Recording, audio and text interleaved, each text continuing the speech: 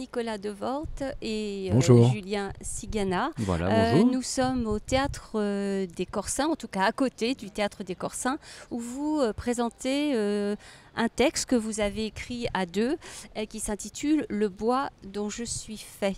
Est-ce que vous pouvez nous expliquer ce titre un petit peu sibyllin pour celui qui n'aurait pas vu le spectacle ?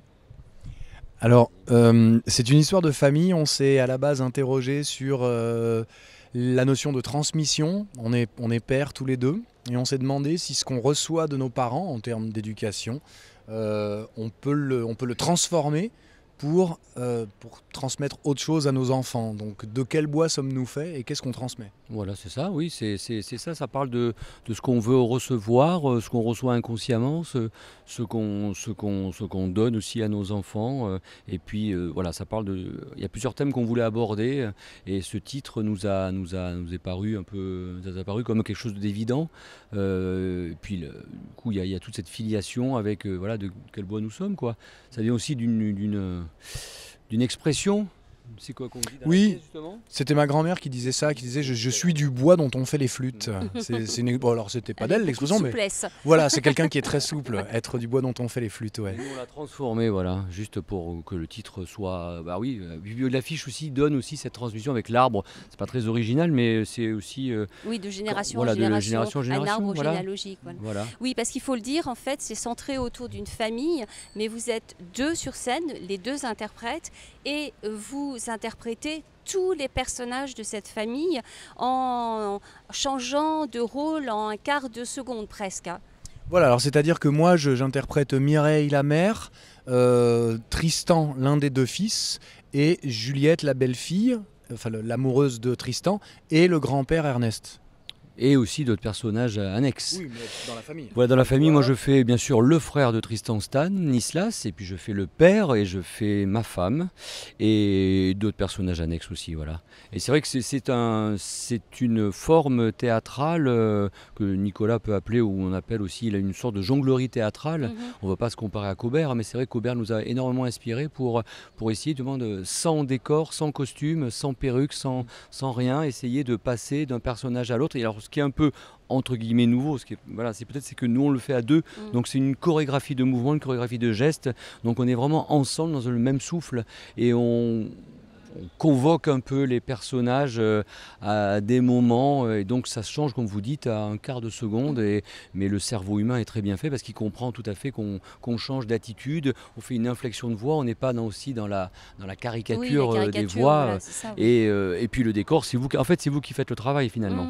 Vous faites les costumes que vous voulez, le décor, le salon. C'est vrai qu'il suffit d'un geste, voilà. d'une intonation de voix, d'une posture pour qu'on comprenne de qui parle à ce moment-là. Alors en fait c'est là où il faut rendre aussi hommage à notre metteuse en scène, Clotilde Dagneau, parce que c'est vrai que le fait d'être seul sur scène et de jouer tous les personnages, les gens n'ont pas besoin de faire un gros effort parce qu'ils voient une personne et puis la personne change, donc on suit.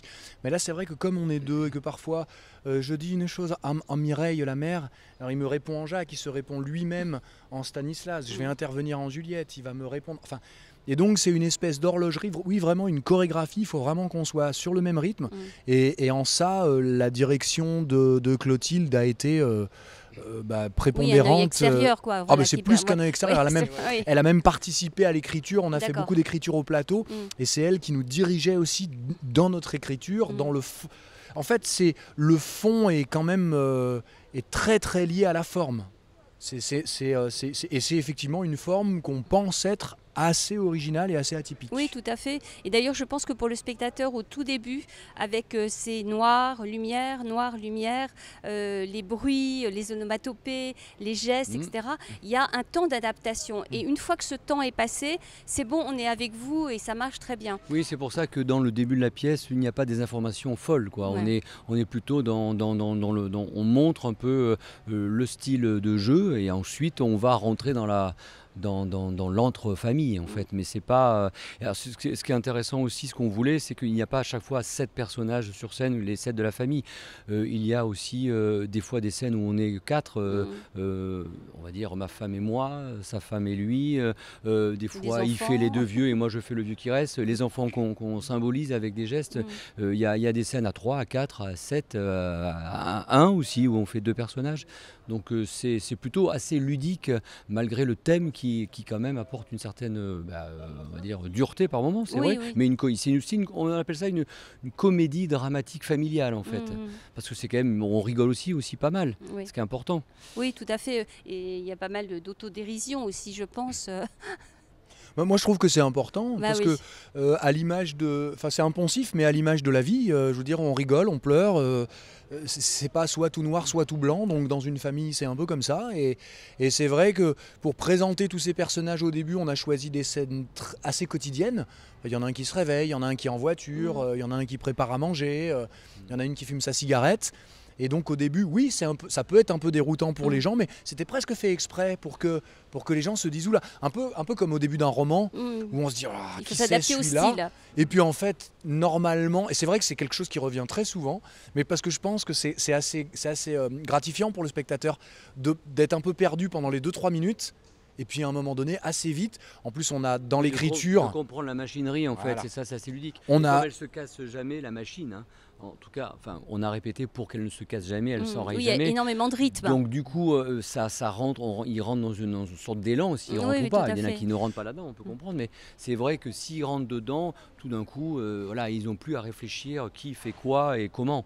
L'imaginaire est beaucoup plus fort. Et puis on a rajouté au sein de la famille... après, on divulgue pas tout, parce que pour les spectateurs qui l'ont pas vu, mais il y a un personnage, il y a en l'occurrence Juliette, qui est un personnage rapporté en fait, qui connaît pas la famille au début. Et ça a l'air de rien, mais nous, ça nous permet une chose, c'est qu'elle soit présentée à la famille. Et donc quelque part, Juliette, c'est un peu une sorte d'alter ego du public, puisqu'elle connaît pas, et donc très vite on lui dit voilà, je te présente machin, je te présente machine, et donc ok, ça aide aussi à raccrocher le public à raccrocher les wagons. Je vous remercie beaucoup pour cet entretien accordé à Mlassen. Avec plaisir. Et merci. Julien Cigana. Et on va rappeler que le spectacle se joue donc au Théâtre des Corsins, Le bois dont je suis fait. Je vous laisse redire l'horaire. Alors c'est à 17h25 tous les jours, sauf les lundis. Ce qu'on peut dire que les lundis, c'est relâche et que je joue dans La Peau de Cyrano. Allez-y. Voilà, même horaire, dans La Peau de Cyrano, qui est un seul en scène. Voilà. Je vous remercie beaucoup. Merci beaucoup. Et puis surtout, un bon Avignon. Merci. Merci à vous aussi. Merci. Au revoir. Au revoir.